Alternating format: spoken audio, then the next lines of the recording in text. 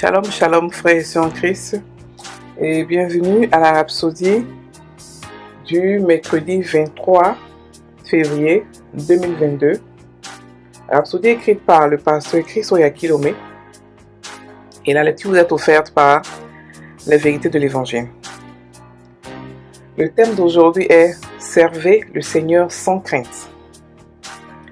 Et le verset de 1 Corinthiens 15, verset 58 qui dit « Ainsi mes frères, bien-aimés, soyez fermes, inébranlables, travaillant de mieux en mieux à l'œuvre du Seigneur. » Fin du verset.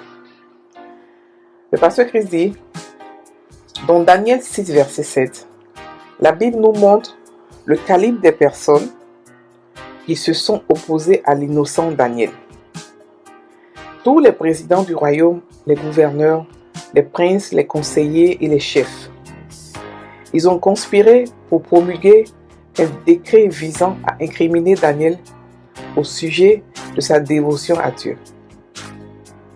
Daniel étant parmi les administrateurs, il devait déjà être au courant de cette monstrueuse conspiration et aurait pu avoir prié ainsi. Ô Seigneur, ne laisse pas le roi signer le décret, ne laisse pas le plan se réaliser. Mais la Bible dit que le roi Darius écrivit le décret et la défense. Et cela de Daniel 6, verset 9. Voici quelque chose de remarquable. Lorsque Daniel a appris que le décret avait été publié, la Bible dit qu'il est rentré chez lui, dans une pièce à l'étage où il pouvait être remarqué. Et comme il avait toujours fait, il s'est agenouillé face aux fenêtres qui étaient ouvertes et a prié Dieu 3 fois par jour. Et cela de Daniel 6, verset 10. Comme c'est inspirant, il n'allait pas cacher sa dévotion au Seigneur ou fléchir dans sa fidélité et son engagement dans la prière. En conséquence, il a été arrêté et jeté dans la fosse aux lions. Comment Dieu a-t-il pu l'abandonner, Daniel, malgré ses prières et son infaillible fidélité? Pourrait-on se demander?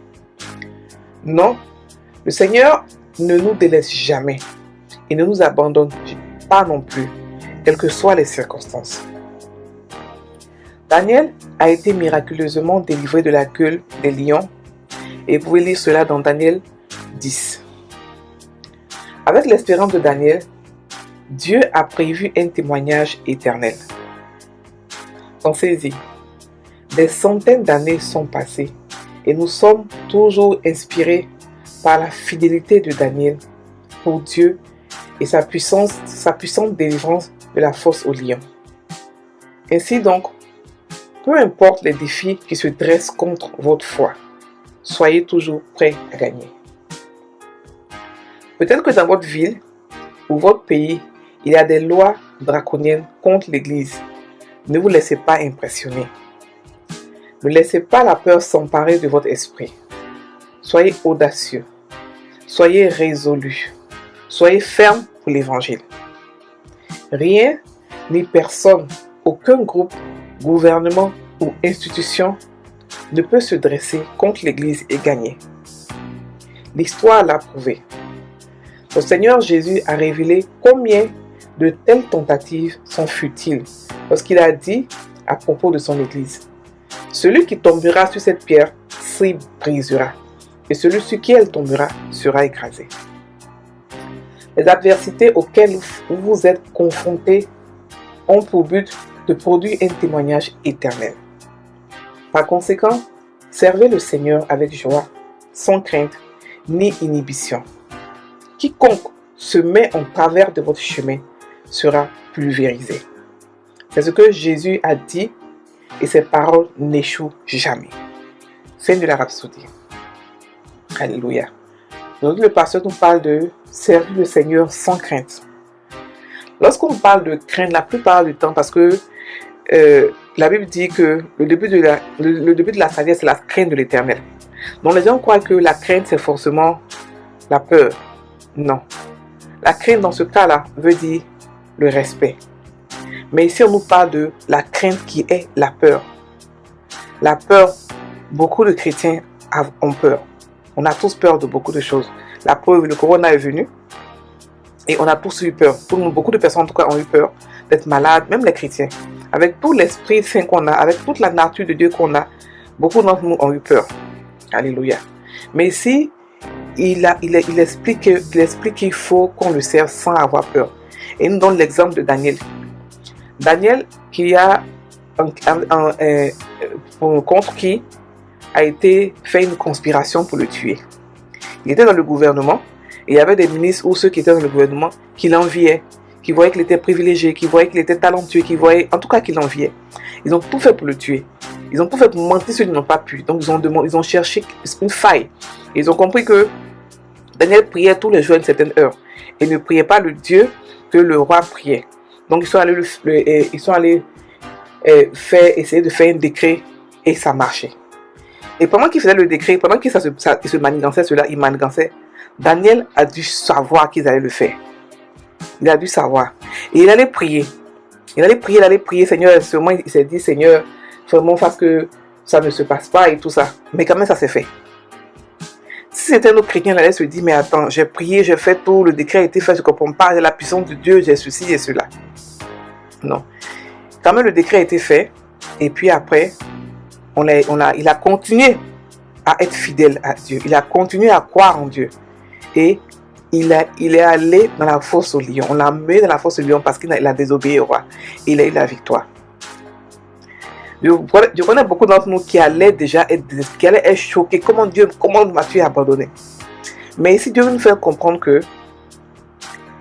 des fois, il y a des choses que nous traversons qui sont là pour des témoignages éternels, des témoignages de longue durée.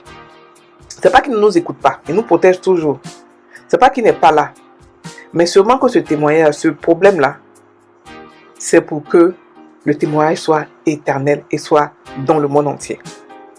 Après combien d'années, nous parlons encore du témoignage de Daniel. Nous parlons de ça avec admiration, avec beaucoup d'étonnement. Comment est-ce qu'il a pu être aussi courageux pour pouvoir continuer à prier? Quand quelqu'un d'autre leur dit, mais attends, mais je prie un Dieu qui n'est pas là. Depuis, je le prie. C'est pas comme si la première fois que je le prie toujours. Pourquoi est-ce qu'aujourd'hui il ne répond pas? Pourquoi est-ce qu'aujourd'hui je n'entends pas sa voix? Et il allait se décourager. Mais ça n'a pas été le cas de Daniel. Daniel ne s'est pas découragé parce qu'il avait une relation avec Dieu. Il savait que son Dieu l'avait sauvé plusieurs fois. Donc c'est pas ça qui peut. Il savait que son Dieu pouvait tout faire. Donc il continuait toujours de prier. Le décret a été pris. Il a continué de prier. Il n'a pas arrêté de prier. Ça, c'est la foi qui est très nerveuse. La foi qui est coriace. La foi qui croit malgré les circonstances. La foi qui croit, quel que soit ce que les yeux voient, la foi qui croit. Une foi dangereuse. C'était la foi de Daniel. Daniel a cru ce qu'elle a fait. Même quand il était dans la fosse au lion, il a cru que Dieu pouvait même le délivrer, même s'il avait été déchiqueté par le lion. Il n'a pas pensé à la douleur du lion. Il a cru. Et il a continué de croire. Il n'a pas eu peur. La peur ne vient pas de Dieu. La peur ne vient pas de Dieu. Donc quand vous recevez un message de peur dans votre téléphone, ne le partagez pas. Les enfants du diable, c'est ceux-là qui donnent la peur. La peur vient du diable. Mais par contre, la crainte du Seigneur qui est différente de la peur, c'est le respect de Dieu. Donc frères et sœurs, nous devons comprendre qu'il n'y a pas de raison d'avoir peur. Celui qui est en nous est plus grand que celui qui est dans ce monde. Et la Bible même nous dit que celui qui tombera sur cette pierre que nous sommes, qui est l'Église, celui-là s'y brisera. Et celui sur qui elle tombera sera écrasé. Donc on est protégé à tous égards. Oui, on est protégé à tous égards. On n'a pas vu ici que Daniel n'a pas crié « Oh Seigneur, viens à mon secours, oh Seigneur, viens à mon secours ». On n'a pas dit qu'il a crié comme ça. Il a juste prié comme d'habitude. Il a mis sa confiance en Dieu. Il n'a pas prié dans la peur. Il n'a pas failli.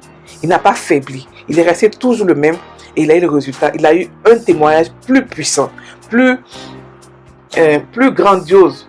Je ne veux pas dire que non, qu'il faut forcément passer par le désert pour donner des bons témoins. Il faut forcément avoir la souffrance. Je veux dire seulement que quand vous priez, c'est parce que, et là c'est un autre niveau de foi, c'est pas les petits, c'est pas, c'est-à-dire que il est mature d'une autre manière. Ce genre de choses, Dieu ne donne pas à tout le monde. Il donne aux gens qui sont matures, qui ont déjà testé sa foi.